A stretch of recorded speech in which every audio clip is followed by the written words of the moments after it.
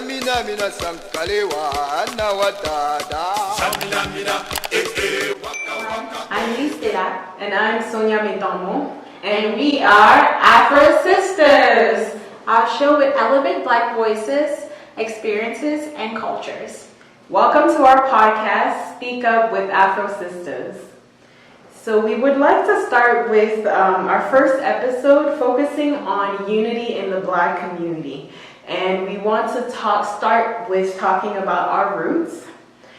So we'll start the podcast with a quote from Marcus Garvey. The quote reads, "A people without the knowledge of their past, origin, and culture is like a tree without roots."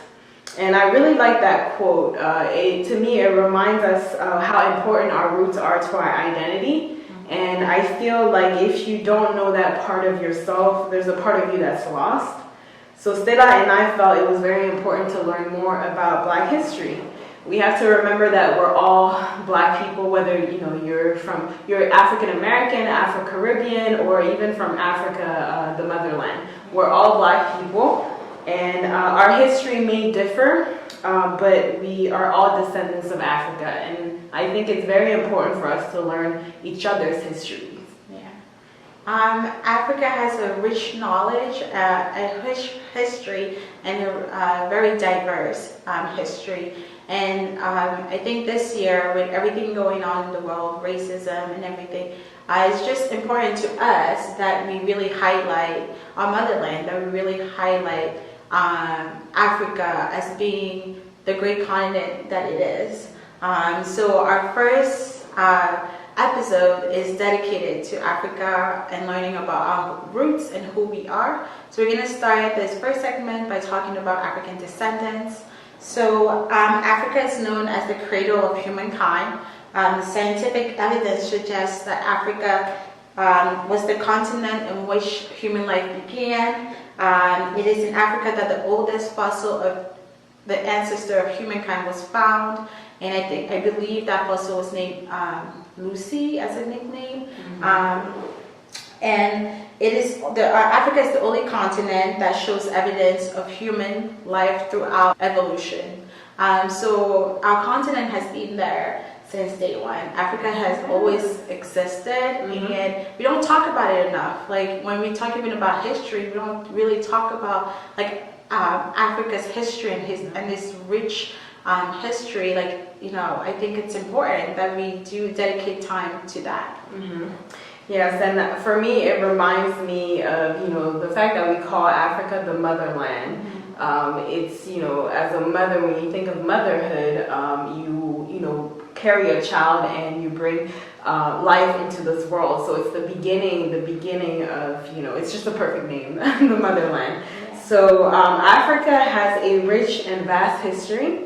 It has seen the rise and fall of many empires and kingdoms, such as the Empire of Ghana, the Empire of Mali, the Congo Kingdom, and the Ludu Kingdom, just a few examples. And there were many traditional religions actually in ancient Africa before even Islam and Christianity came on the continent. And today, some of those religions actually are still practiced. Religions, whether you want to call them traditional religions or traditional customs, are still practiced by a few people in our continent. And so an example of that actually are ancestral spirits and sacrifices. And those are actually two religions or customs that I personally believe in too, and that we do practice back home where we're from. And obviously ancestral spirits, we have very high regards for our ancestors, and we pray. When we pray, we invoke their names, we talk, we ask guidance from them, and the same thing with sacrifices. Of course, we don't sacrifice back then. In other histories, we've seen all different types of sacrifices, but today, our version of most of the sacrifices that I've attended is usually we sacrifice food and drinks, sometimes animals, but it's nothing like crazy. But it's very important, very sacred to our history and to our tradition, our culture. So the other thing also about Africa's history is slavery existed, has always existed for years in ancient Africa before even the transatlantic slave trade that happened, that slaves were taken by force to America. And the funny thing that I actually learned is that slaves could actually own land. And they could also have their own slaves, which I thought was interesting. So it was more like almost like a level in society or a caste in society. Okay. So I found that interesting. So you could be, like, okay, there was levels to, what your slavery status was. But eventually, that's something that with time in Africa, it reduced, but I think there are still in some places where some form of slavery still happens. Unfortunately. Yeah, unfortunately, yeah, that's very terrible. But also another important aspect of Africa's history are the trade routes. So in ancient Africa, the trade routes played a very important role in Africa's economy. So we would trade not only amongst us, but we would also trade with, the Western world. We traded with Europe, Middle East, and India. Those just to name a few examples. And as well, later on, the African continent, African nations struggled with colonialism. So that's something that took years as well. And, we struggled to achieve our independence. Eventually, African nations did achieve. We, were able to receive or obtain our independence, but it was a struggle. And actually, even to this day, I feel like there's still lingering effects to colonialism. I feel like there's still some sort of power or control by our colonizers. So that's a little background of Africa's history. Yeah. So Sonia talked about the rise and fall of the empires. So after the fall of the empires, there was an uptake in slavery, and like European nations or Western nations decided to really kind of bring about the numbers of the slaves. So within 400 years, 15 million of people were forcibly taken from Africa as slaves. The majority went to Americas, but slaves were also taken to the Middle East and North Africa. So the Atlantic slave trade brought Africans to the United States, the Caribbean, South America, and that composed what we know today as the African diaspora. So the African diaspora populations include, but are not limited to, African Americans, Afro-Caribbeans, Afro-Latin Americans, and Black Canadians. And also now we have a lot of Africans that have left the motherland to look for better opportunity, that go to more places, not just these places, but like Asia, Middle East, just to look for better opportunity. And they're also considered the African diaspora. So large scale slave trading in Africa ceased at the end of the 19th century. But as Sonia said, like, we still feel the aftermath. Like, unfortunately, with everything been going on this year, 2020, with all the racism that we saw on TV, and not just in America, in France, like, people march all over the place, and we even saw it in Asia. We can still see the aftermath of slavery and what it has left. It has kind of left a plague on the African nation and the African population. Mm-hmm. Yeah.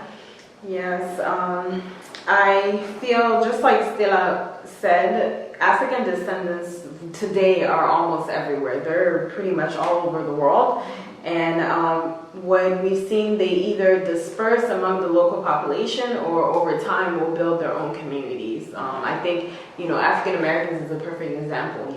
They've been here for generations and generations. And the same, I think, with Afro-Caribbeans and, Afro-descendants in Latin America. They've been there for generations. So, and the funny fact, actually, which I did not know, I always thought that, the biggest African descendants were actually in America, the African American population. But what we actually found out is that the largest concentration of African descendants are actually in Latin America and the Caribbean.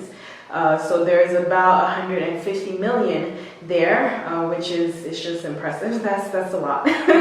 So, whether you were descendants from, African slave from the America, or we are Africans similar to us who immigrated to, whichever part of the world recently in the last few years, we pretty much still have to go through the world, and we're still very marginalized and oppressed.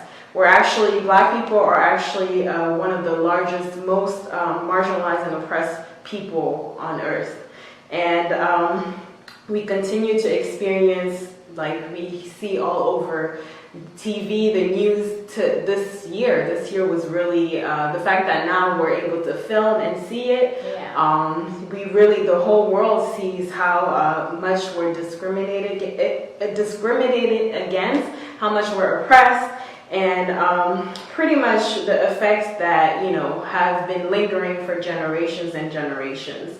And so I wanted to give the definition of marginalized population, just, so I know it's a word that I've heard a lot, but I think it's important, to share the definition. So a marginalized population are groups and communities that experience discrimination and exclusion, whether social, political, or economic, because of unequal power relationships across economic, political, social, and cultural dimensions.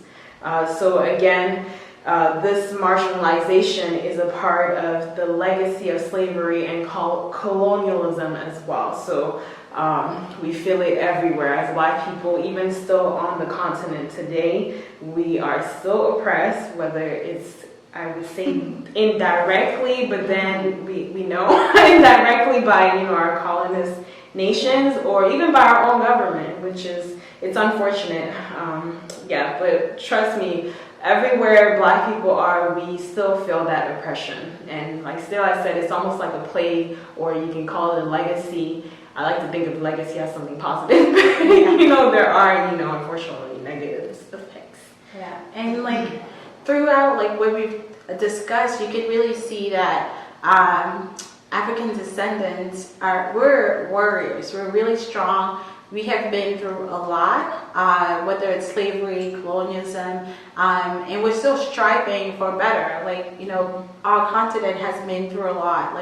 We talk about looting. Africa has been looted over and over and over again, and still is, really. Yes, and really is, still is.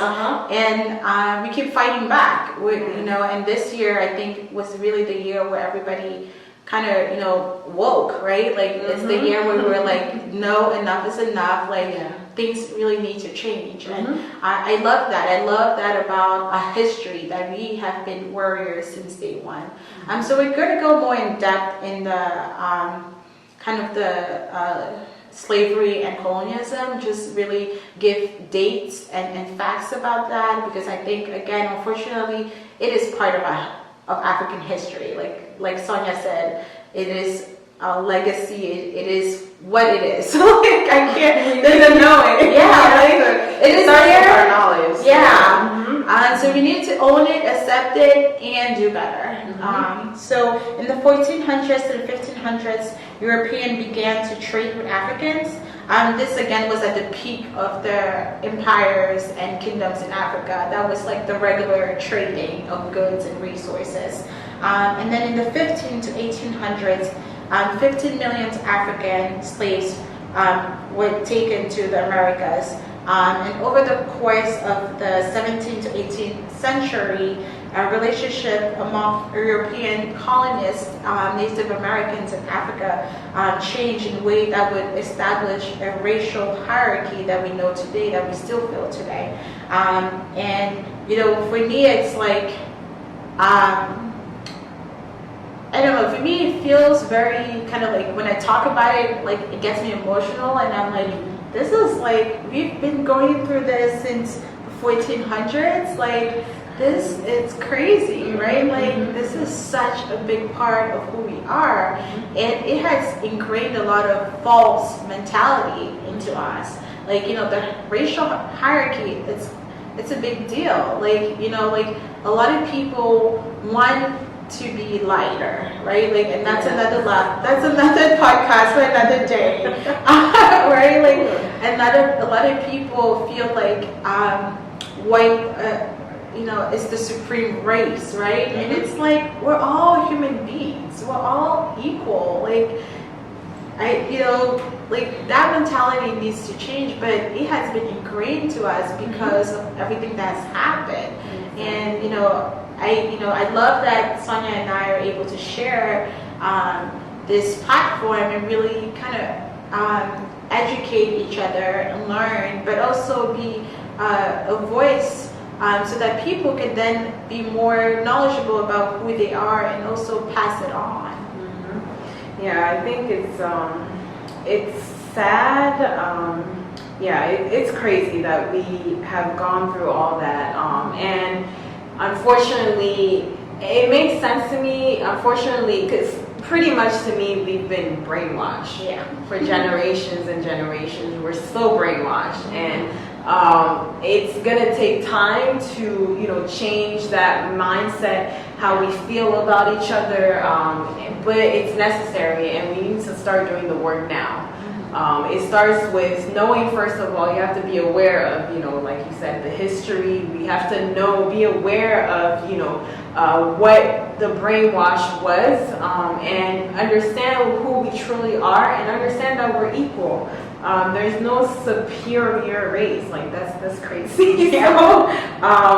So going back again towards the history. So after all that, we go into 1619 actually. That's when slavery started in America. And then you have in 1776, it was the Declaration of Independence. So that's when America severed their ties with Great Britain to become their own nation. And in 1863 was actually the Emancipation of Proclamation, where President Abraham Lincoln issued this proclamation saying that pretty much all the slaves who were fighting, you know, within the rebellious states were freed. So it was pretty much freeing the slaves. That was, but the funny thing is that this happened in 1863, but it took a while for it to reach all the states, all over the United States. So it wasn't until June 19th, 1865, actually, that the last slaves were freed in Galveston, Texas. And that's actually why we celebrate what is known as Juneteenth today, which actually I did not know the history of Juneteenth at all until this year. Can you imagine? I remember last year, you know, I heard about it, I saw it on social media, you know, just a few people, but I didn't really, you know, take the time to research and figure out, you know, find out what it was. So this year, to me, that's actually, as Black people in America, that's actually our Independence Day. It's not July 4th, where we, you know, because we weren't free. Like, we weren't free. Imagine if we were Black people who came. Well, we'd probably be slaves, but let's say going back in that time, then that would be our independence, you know? So that's how I see it now after learning about what it was. And again, it also reminds me of the fact that, you know, we as Africans, since we're closer, we're more, you know, recent immigrants, us as Africans, we have to take into account what I'm saying our, but it's not our specific ancestors, just in general. The ancestors who took part in, you know, being complicit in selling our own people and, you know, facilitating, you know, the people, the Europeans, the Americans that came and took slaves. So it just makes me, I just want to, you know, ask for forgiveness on behalf of our ancestors or African ancestors, because I think it's something it's important for us to voice that and be aware that that is part of the hurt and part of that legacy. So yeah. I didn't learn about Juneteenth either until a couple of years back. And when I learned about it, it was through a friend, a co-worker at the time. And I thought it was one of those things that like African American celebrated. Like I know like for Christmas, African American celebrate Kwanzaa. It's kind of the one of those things that as a community they celebrate, like one of the customs that they built over the years of being in America. And so I was like, oh, okay, it's one of those things that everybody celebrates it. And yeah, it's not till this year either that I was like, wait, what? Like, what does it mean? And to me, like, it's like fascinating and sad at the same time because it's not something I didn't learn it at school, and I went to high school here, I went to middle school here, and I never learned about Juneteenth. So like our history is not shared, right? Like it's not fully shared with us. We learn of certain things, but we don't learn of everything. So again, this is why like this is important. It's important for us to share it. And like Sonia said, like for me, it definitely felt like Juneteenth meant something to me when I learned what it was, because it's like, oh, this is when all the slaves were free. Like this is our Independence Day, because July 4th, 1776, blacks were still slaves. So like we weren't free. We were still slaves. So that did not seem like an Independence Day to us. Really, it wasn't until all slaves were free in June 10, 1865. So again, like to me, it was like, yes, like power to the people. Yes. Like yes, like I totally used my platform, my social media platform, to like share about it, and have more people know about it. Like I definitely had people like, oh, what is that? Like yeah, and I'm like, what do we do? I'm like, yeah, it's about this. Like it was great. It was great. Like I'm looking forward to Juneteenth 2021. Yeah, every year, like you said. So we're gonna move forward to the 1884, so 1800s, specifically in Africa. So that's when Africa was colonized. So in 1884, Berlin Conference divided Africa into European colonies. So the European countries that were at that time the strongest decided that they were going to come to Africa and colonize us and take their parts of the share of Africa. So those countries were Belgium, France, Germany, Great Britain, Italy, Portugal, and Spain. So they came to Africa in 1884 and kind of separated. Each countries took a part of it.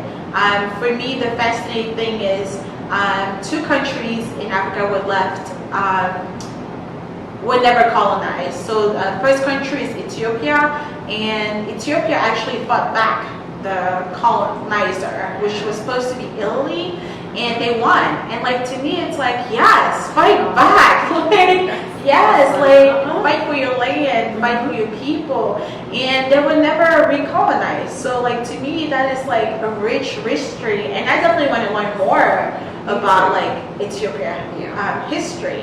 And then there was also Liberia. So Liberia is the second country that was never colonized, and that's also fascinating because Liberia is a country that was formed by former slaves that came back to Africa after gaining their freedom. So for me, it's like, it's interesting to learn that. Like I'm wondering, like why is that they were never recolonized, and I definitely want to learn more about that, and like just learn about more about Africa as a whole, the whole continent.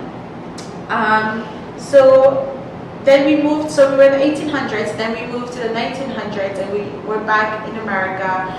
So the slaves were freed in 1865. So in 1900s, America started Jim Crow laws. So the southern state in America kind of felt like they weren't ready to get rid of the free labor. They weren't really ready to be equal. So they created Jim Crow laws, which was basically law to separate African Americans from white. So there were racial segregation laws. So it was basically saying like, we're going to be separate but equal. So you're going to have separate schools, separate transportation, separate restaurant, but really African Americans were given really crappy schools, really crappy bus, and we're just left in like the ghettos and just the crappy area of town, which is not right. So those Jim Crow laws actually lasted for 100 years. It's not till 1968 that those laws were really revoked, and that was due to the civil rights. So the civil rights started that, the end of Jim Crow laws, and it didn't ever really end. So a lot of changes were made, definitely. Like the civil rights movement was a huge movement. A lot of changes were made, but we're still feeling the aftermath of that. Like we're feeling the aftermath of slavery. We're feeling the aftermath of colonialism. Now in America, we're feeling the aftermath of Jim Crow laws. Like this is like, again, we are warriors. We have been through a lot. So much. Yeah. Yeah. No, it's crazy how it just keeps lingering and lingering, and you think you're free, but you're really not. And what has happened like recently in the past years continue to show us that we're actually not equal. We're not, no, we're still not equal.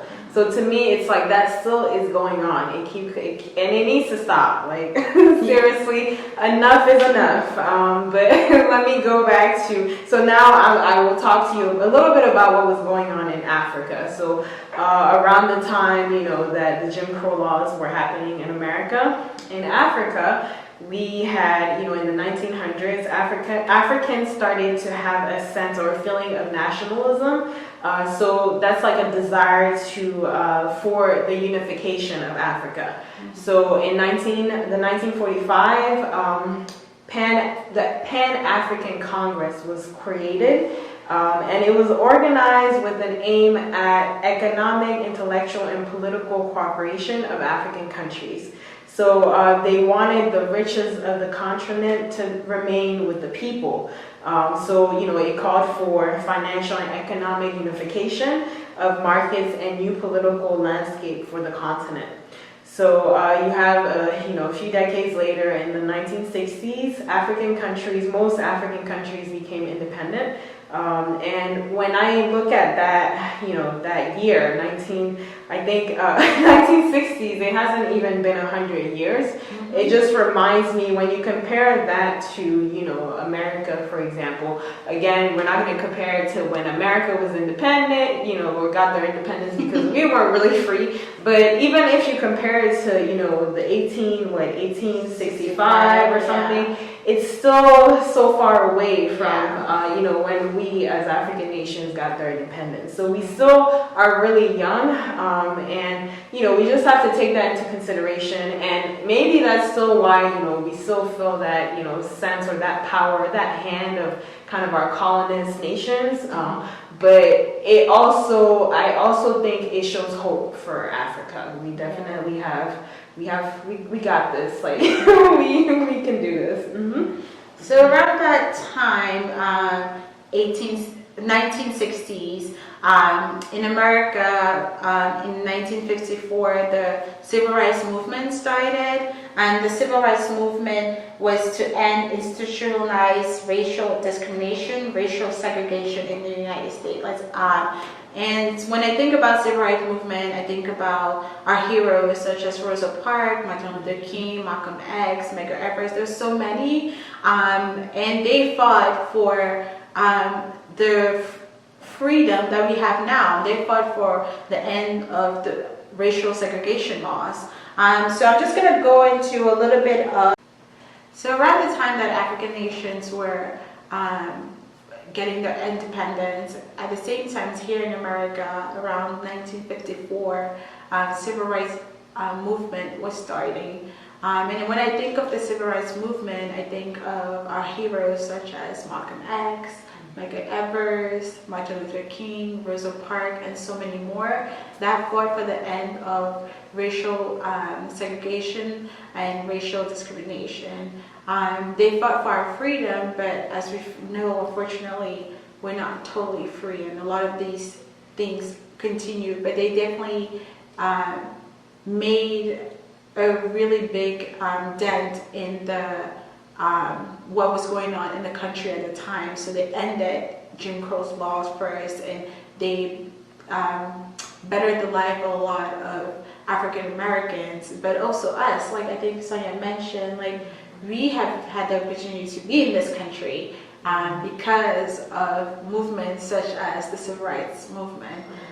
So I'm going to go more in depth. So and I'm going to go more in depth about what the Civil Rights Movement was. So it was to end institutionalized racial discrimination, anti-racial segregation in the United States. So the movement brought about a few rulings, like laws, and also some acts were passed, and their agencies were created to kind of enforce those laws and acts that were passed. So I think it's important for us to know them. We have definitely heard of some of them, but maybe not everybody has heard. But for me, the ones that are important are the ones like Brown versus Education, that ended the segregation of schools. So before separate but equal in school meant that blacks had their school and white had the school, but that basically said that kids should be allowed to go to any school that they want to go to. And then we have the Loving versus Virginia law, which basically allowed for interracial marriage. This was a couple in Virginia that wanted to get married, but it wasn't legal in Virginia. So they fought back. And they actually won, again, through the help of the Civil Rights movement. And then I think about the Civil Rights Act of 1964. So it outlawed discrimination on the basis of race, color, religion, sex, national origin, and disabilities. And I think, again, like, that is a big deal, because I feel like it is the precipice of like us being able to have what we have today, being able to have this platform that we have. It's because of the Act of 1964.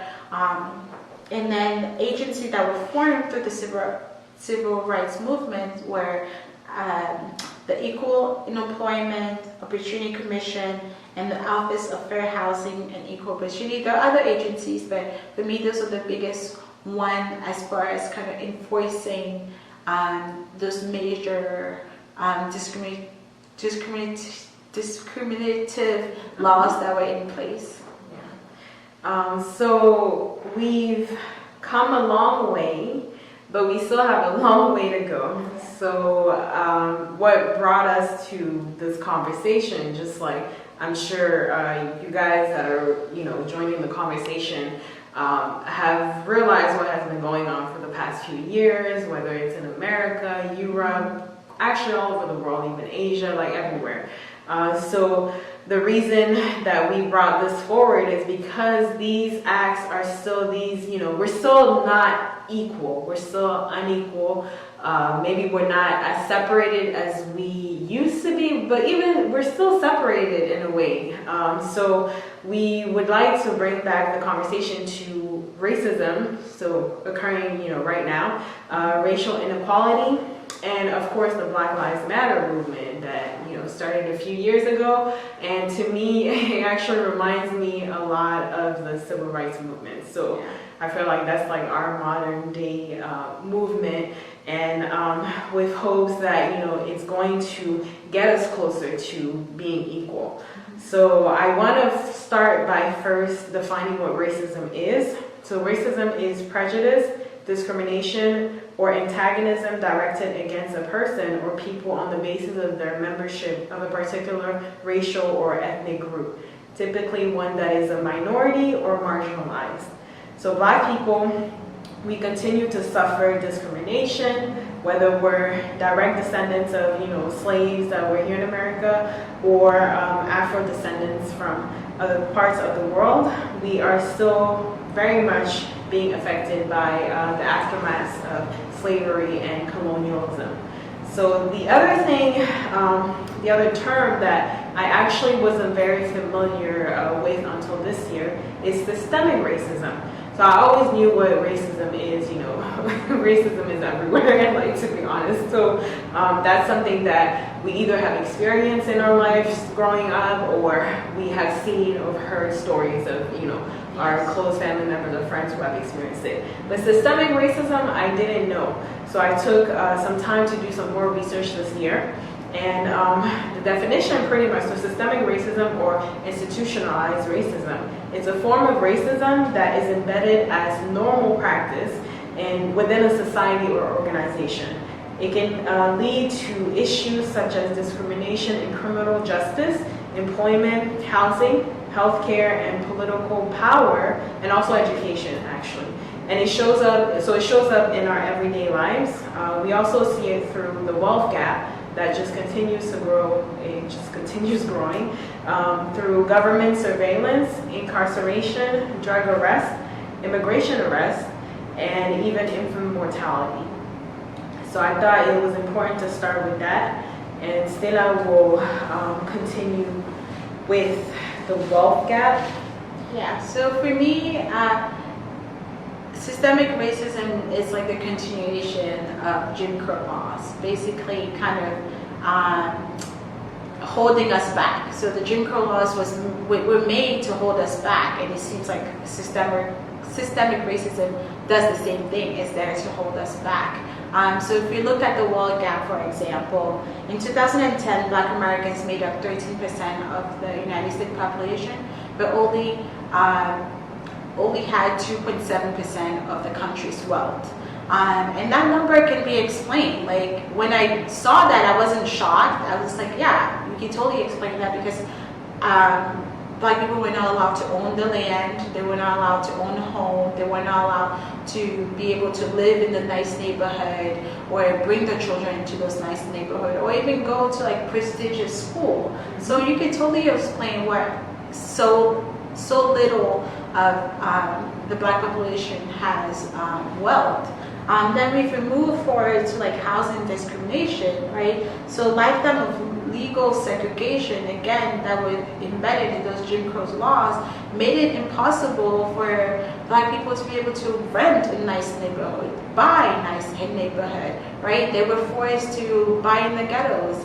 They were forced to go to schools in places that were not as developed as where white people were going to school. So you can understand how those housing discrimination played into the wealth gap, played into kind of like our ability to be able to pass our assets and and pass our wealth from generation to generations.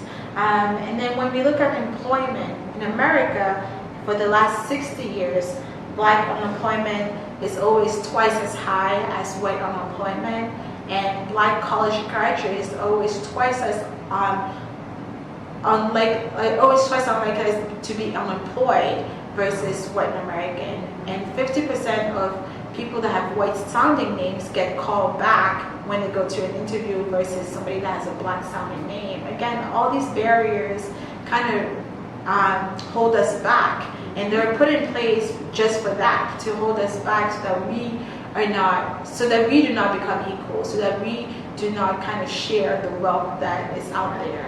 Yeah, so it makes sense. A lot of these facts that we're sharing, some are new to me actually, and it makes sense now why we're so far behind, why it's hard for us to really flourish, because I know that we are very, very creative, very hardworking, and we are smart, we're so intelligent, so it makes sense because the system is like against us. So when we think about, when we mention incarceration, for me, I tend to call it modern day slavery, because the amount of Black people who are incarcerated compared to whites, or in comparison to the portion of the population they make, is to me is crazy. It's not proportional. It doesn't make sense. Something is wrong. Yeah. So when you look at African Americans, they constitute about 1 million of the 2.3 million persons that are incarcerated, and they're actually incarcerated at nearly 6 times the rate of whites. And 1 in 3 African American men will experience prison, while the white man's risk is just 6%. So it's a lot lower, it's very unequal. And to me, again, it just doesn't make sense. It's like the system is created so that it's unequal. And when you think about, imagine this has been happening from generation to generation to generation to generation. You can only imagine how this could affect the family structure, how this could affect, we talk about, wealth, we talk about economic hardship, just all these different, unequal situations that were faced and were put in by the system, and how it affects our lack of being able to build wealth and then pass it on. And it also has a psychological effect too, because imagine it affects the family. So studies actually show that children of inmates, they do less well in school, and they tend to have behavioral problems. And you would see, the women who have their partners who are inmates, they suffer from depression and economic hardship, which makes sense. Again, when I look at a lot of Black African Americans families, one of my questions has always been, why is it that, a lot of the family structures, you will just see the women. So, because there are so many men who are incarcerated, and this breaks the family structure. And again, it reminds me of even back to slavery. Like this is done on purpose. It's the system. They want to break us, not only break us, economically, they want to break us psychologically. Like that is also another part of brainwashing. They want to destroy our family structure. This is done on purpose. It's not something that they just thought of. It's been going on. And when you think of, for example, I didn't even know that when you have a felony on your record, you actually lose a lot of, there's a lot of consequences from that for the rest of your life, and you lose some of your rights actually. So some of those rights include the right to bear arms in some states, the right to vote, and the right to travel abroad. So there are some countries who refuse visas to felons, and you also can lose political rights such as being removed from jury duty. You can also lose, or it can affect your parental rights, and the most obvious, it affects your employment. You go through employee discriminations because it's not illegal to refuse employment to felons. So that's why people do it. That's one of the first things that I remember. That's something that I have been aware of. But all those other rights, I did not know. So that's crazy. Imagine, we know that there are more Black people who are incarcerated. That means that there are more Black people who are being affected by these, who are losing these rights or these abilities to that are given to other people who have no felony in their record. So to me, that's crazy. And again, when we look at the drug arrest, there's actually 40% of drug arrests are not for selling any drug, but just for the possession of marijuana. So it's funny because marijuana now is actually legal in some states. And I feel like as the years go on, it's becoming more and more legalized. And well, I don't know, it's not federally legalized yet, but maybe we'll get there one day. But when you think about that though, there are still people who have been in jail for years and years and are still in jail because of marijuana. So when you look at that, white and Black Americans, they are about equally likely to use marijuana, but Blacks are 3.7 more likely to be arrested for it. That makes no sense. Why are you telling you? So you're telling me you're both using it. Shouldn't the numbers be the same? Like you're both being getting arrested for using it. So so even though they may not get convicted of a crime for those arrests, it stays on your record for life. And after, it does affect your chances of, you know, finding a good job, like we mentioned, housing, and even the ability to get bank loans for the rest of your life. So that's crazy. And again, it kind of brings you back to understanding what has been going on, and also realizing that this has been going on for years and years. So imagine the effect that it has, again, on generations and generations. And it explains to me why we're so behind, why there's such a big gap.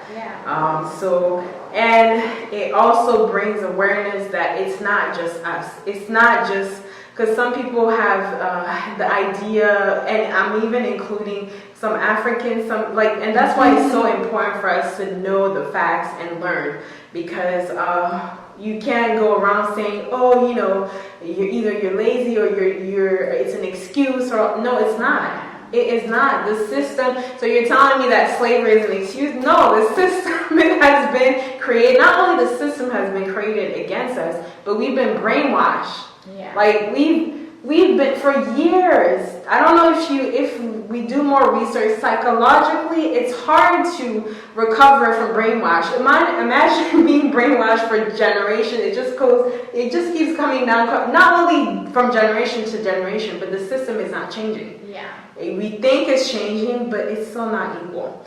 So it brings us back now to the Black Lives Matter movement, where it was actually founded in 2013, and it was in response to the acquittal of Trayvon Martin's murder. I'm sure you guys are aware of that. That's terrible. Like, I don't even know what word to use, because a lot of this, you know, acts like these have been happening against Black people, and now it's being recorded. So to me, it's like there's evidence, there's blatant evidence, videos, and they're still getting off. Yeah. Like, that's crazy. Like, how can you be, like, this is the times for, even the fact that the whole world is seeing this is the time to show, okay, consequences, something. Like, okay, like, no, you can't just, exactly, like, you can't just do this and think that it's okay. Because when you set that example, it will keep happening, and it has been happening over, and it continues. I feel like every day I see something. I still see something after George Floyd. It's crazy. So the movement, the Black Lives Matter Foundation, actually, it's a global organization, and it's in the US, the UK, and Canada. And their mission is to eradicate white supremacy and build local powers to intervene in violence inflicted on Black communities, either by the state or by vigilantes. So by combating and countering acts of violence, they're also creating space for Black imagination and innovation. And we want to center Black joy, Black pride, and we want to see immediate improvements in our lives. Like, we've waited so long, centuries. Like, we're tired. Enough is enough. We don't have to wait until our freaking grandkids or something. No, this should be happening now. So for me, this is just, it hurts. Sometimes it's even hard to even figure out the right wording, the right emotions. Like, sometimes you're angry, sometimes you're sad. Like, I've been frustrated so many times, like sad, angry. I cried. Like, it's crazy. So the other thing also for me, it has been a wake-up call. So I just want to leave us with this, especially me being a Black or African immigrant. It opened my eyes for me to learn more about Black history, and also share that with other Africans as well, because we need to unite. The vision, I know, like I mentioned before, we've been taught to be divided and to go against each other. Yeah. It's been ingrained in us like a long time ago. But we need to snap out of that and realize that we need to be united and help one another, because united we're stronger. imagine it makes less people who are fighting against us. We're not going to have our own brothers and sisters on top of everyone that's fighting against us and oppressing us, have us fight against each other. No. So I just want to, just ask that we learn more about Black history. And in return, of course, share more of our African history as well. It will bring us together and also just work to help end this everywhere around the world, not just in America, in Africa, in Europe, in Asia. Like, I feel like we have to be aware of the fact that we do have power. We have power, so let's own up, let's take that power and use it to become more successful, to flourish like we were meant to for years and years and years. The system, we hope that the system will change faster than it has in the past, but at the same time too, we have come a long way. So that means that we can continue, we can do better, and I just want us to remain united. So my final thought is that, we are African descendants. We were the first one here, like we talked about Africa being the cradle of humankind, and we had kings and queens. So we are kings and queens, like we're descendants of kings and queens. And that, unfortunately, that history isn't oftentimes shared. Like we oftentimes when we hear about Africa, we just think about poverty, we think about Black as less, right? And that's not true. We're descendants of kings and queens. We are kings and queens, and it's time to embrace that. It's time to embrace who we are. And it's also time, as Sonia said, to decolonize our minds. I've heard that term a few times now, like decolonize your mind, and I'm going to use it because I think it really is time to decolonize our mind. It's time to let go of all the things that were ingrained in us, all the things that we believe about racial hierarchy, about white being the better race. No, we're equal. There's different race. This is how we were made. We're a different race, but it doesn't mean that one race is better than the other. We should all be equal. We should all see each other as equal, right? And it's just time to embrace our history. When I think about embracing our history, I think about embracing the good and the bad, because there is some good. Again, we're descendants of kings and queens, but there's also some bad, like the slavery, and we took, when I mean we, I mean our ancestor took a part of that, of selling our brothers and sisters, and we need to make amends, we need to make reparation, we need to ask forgiveness to those that were sold. And while asking for that, we need to then say, we welcome you back. We want us to be united. We want us to be united. We want us to be one. Because facts of all is that even though we are dispersed and there's people in the African diaspora, we're all descendants of Africa. And we need to remind ourselves of that. We're all one when it comes down to it. We're all one. Yes. So our hope is that you, our listeners, whether, amongst friends, family, within your communities, that you continue this conversation. So I think it really starts with conversations. That's how we're going to learn about each other. That's how we're going to empower each other. And, with hopes that will start a change. Just know that your voice matters, and sharing your stories are very important. So thank you guys for coming and for listening to this conversation. We look forward to hearing from you, and we will see you on the next episode of Speak Up with AfroSistas. Thank you. Bye. Don't forget to subscribe, like, and hit the notification bell, and also comment and share.